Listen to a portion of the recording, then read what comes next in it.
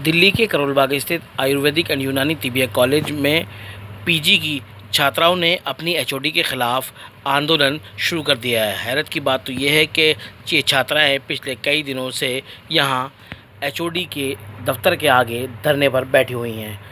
जब news world की team ने इनकी बात को सुना तो जाना आखिर इनकी समस्या क्या है। इस पूरे मामले में इन छात्राओं का कहना है कि उनकी एचओडी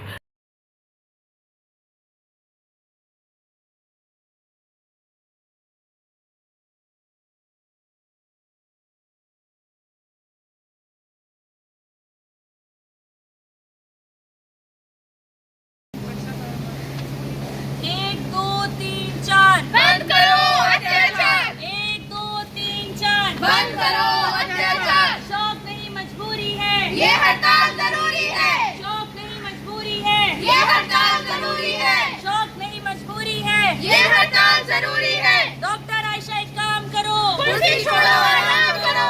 डॉक्टर आयशा एक काम करो, कुर्सी छोड़ो आराम करो।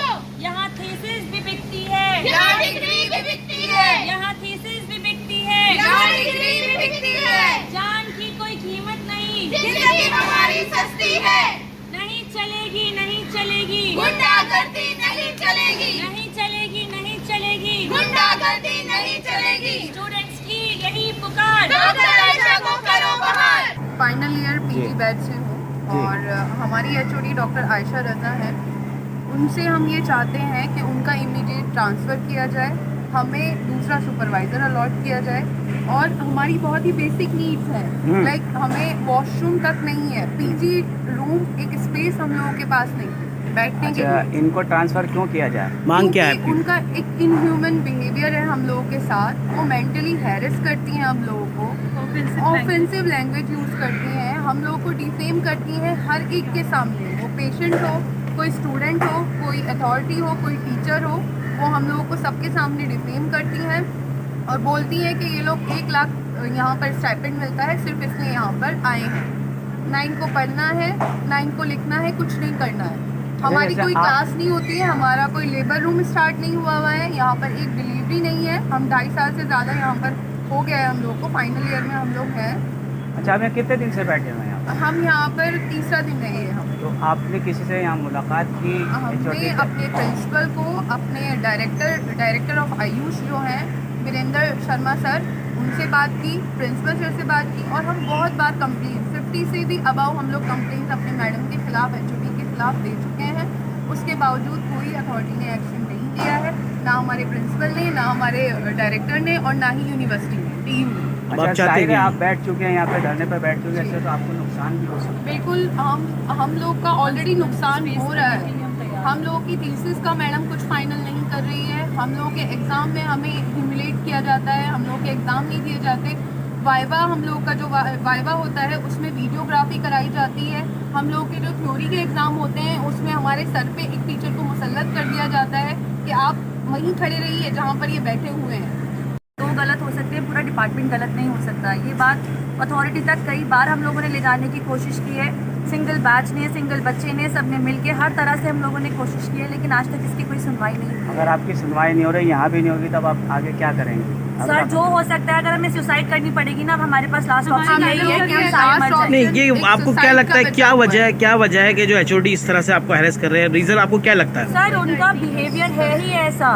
तो और लोगों के साथ भी, और बच्चों के साथ भी इसी सभी तरह के का है? साथ उनका इमोरल बिहेवियर है। सर, हमसे पहले जो सीनियर रह चुके हैं, अगर उनका सपोर्ट या उनकी आवाज़ आपको सुननी है, हम लोग उस चीज़ के लिए भी रेडी हैं, क्योंकि उन बच्चों ने पहले जितने भी यहाँ से हुए हैं सर, स्पेसिफिक इन्वेस्टिगेशंस कराती हैं ये एक ही जगह से। सारे बच्चों का जो थीसिस वगैरह का काम होता है, उनकी इन्वेस्टिगेशंस पर्टिकुलर जगह से, जो भी दवाइयाँ बननी है जैसे हमारे थीसिस से रिलेटेड, वो पर्टिकुलर जगह से बनती हैं। तो उन लोगों का 10-10 लाख रुपए उन लोगों ने दिए हैं अपनी थीसिस के लिए, और उसका हम लोग के पास प्रूफ और रिकॉर्ड सब कुछ है। अच्छा, वो तो रिकॉर्ड तो आप पेश करेंगे सिर्फ, लेकिन हम ये देख रहे हैं कि यहाँ 2-4 बच्चे हैं और कम से कम यहाँ 400-500 बच्चे तो होंगे, ये ज़्यादा है। पीजीज जो है वो हमारा पीजीज ग्रुप है ये? हम सारे ही हैं, पूरा डिपार्टमेंट साथ में है। अच्छा, पूरा डिपार्टमेंट साथ? पूरा डिपार्टमेंट है, ऑब्स गायनी का तीनों year, first second final year के सारे बच्चे यहीं पर हैं। बाकी जो है वो इंटर्न्स होते हैं, सभी के साथ बिहेवियर तो ऐसा ही रहता है, लेकिन उन लोग का ये होता है 1 मंथ की पोस्टिंग होती है, तो उन लोग को लगता है कि 1 महीने के लिए हम क्या ही बोलें, चलो बर्दाश्त कर लेते हैं। लेकिन सर, हमारा 3 साल का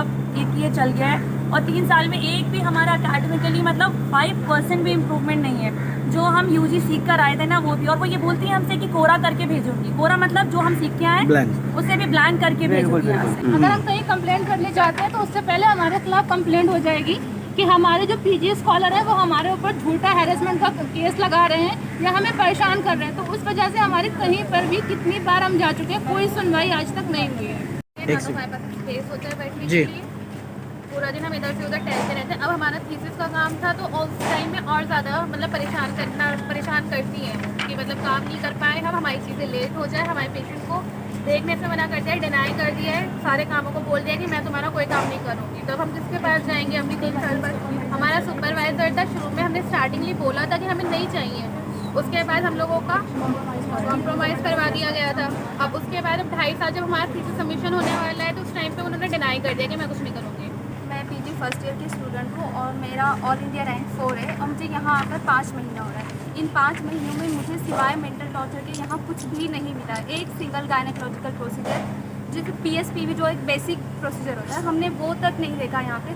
सिर्फ और सिर्फ मेंटल हैरेसमेंट, वो भी इस लेवल का कि जब हम घर जाते हैं अपने तो मैडम कॉल मैसेज करके रात में 1 बजे 3 बजे इतना ज़्यादा परेशान करते कि तुम कैसे चली गई घर, तुम कैसे चली गई घर। और जब हम किसी चीज़ का रिस्पांस नहीं करते उनके कॉल या मैसेज का, तो वो इस हद तक जाती है कि वो ईमेल करना स्टार्ट कर देती है सर। और मेरे घर वालों को सुबह 7 बजे कॉल करती है, सर मैं महाराष्ट्र से आई हूँ। घर वाले परेशान हो जाते हैं कि क्या हो गया अचानक से। इतना ज़्यादा इन्होंने मुझे मेंटल टॉर्चर किया कि एक बार मैं फेंट हो गई।